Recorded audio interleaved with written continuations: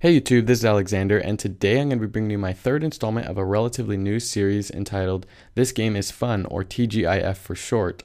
So today we're going to be taking a look at the fun minimal game Hook. If you guys have a game that you'd like me to check out sometime in the future in this series, just be sure to head over to Twitter and tweet it at me using the hashtag TGIF. But anyway, let's go ahead and get started.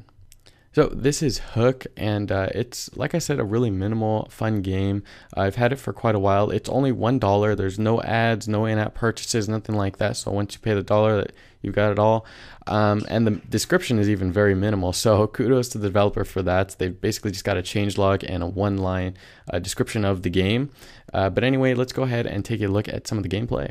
Now here is the very first level of the game. As you can see, there is just the title hook at the top, as well as the little circle with the hook down below it. Now there are no options, there aren't any instructions in this game. It's just a very minimal game without any menus or anything like that. Now the soundtrack is really neat. It's very soothing. It reminds me a lot of Monument Valley, and that's really nice when you're playing the game because you know, when you play puzzle games, you want to be in that kind of calm sense of mind, and that's something that I enjoy about this game. But anyway, the objective of the game is relatively simple. Just hit these black circles and try to reel in the little hook end of the line, and that's pretty much it.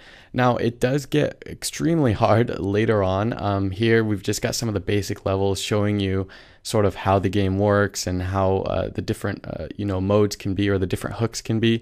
As you see here, if you kind of mess up or you don't reel in the hook properly, it'll go ahead and restart the level. Although in later levels, you do get 3 chances before it restarts the entire level. But yeah, you just kind of have to be able to follow where the line goes to reel in the proper hook at the right time. But anyway, as you can see here, the levels start to get pretty ridiculous. They get super hard, or at least just not necessarily hard, but they do get very time consuming. For example, in the very beginning, it takes maybe, a minute max to, get through the levels, if that. And then once you start getting the 30s, and I'm on like level 48, in the 40s and beyond, I have no idea how many levels there are, by the way. But once you get around that area, it's going to start taking an extremely long time to actually work out the puzzle in your mind and see which parts you can actually move first and which parts you can't.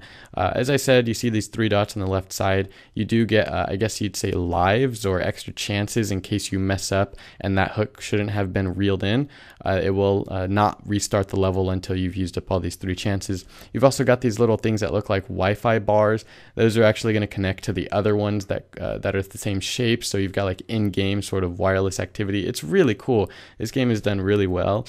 And the soundtrack, like I said, is really cool. But one thing about the game that just really bothered me, and that I just can't stand, is how you maneuver between levels. There isn't any menu or anything for you to choose which level you'd like to play. So basically, moving between levels, if you want to show someone, the very beginning of a level, you want to show them the game, or, you're doing a video or something like that, and you want to get back to the previous levels, you just have to tap these arrows at the top on the left and right side. And that gets really old really fast because, imagine playing like 50 levels and you want to go back to the very first one, or maybe 12 or something like that. For whatever reason, they gave you the option, but they didn't give it in a very easy way. So you have to sit here and tap the arrows until you get all the way back to whatever level you're going to. And I would just like to see some sort of menu implemented to sort of remedy that issue. But anyway, that's pretty much going to end the video. That was Hook, a really fun, minimal game with an awesome soundtrack that definitely reminds me of Monument Valley. It's super stimulating for the brain. I really like it. I like playing this before class. It can get a little hard, of course, but that's, of course, part of the game.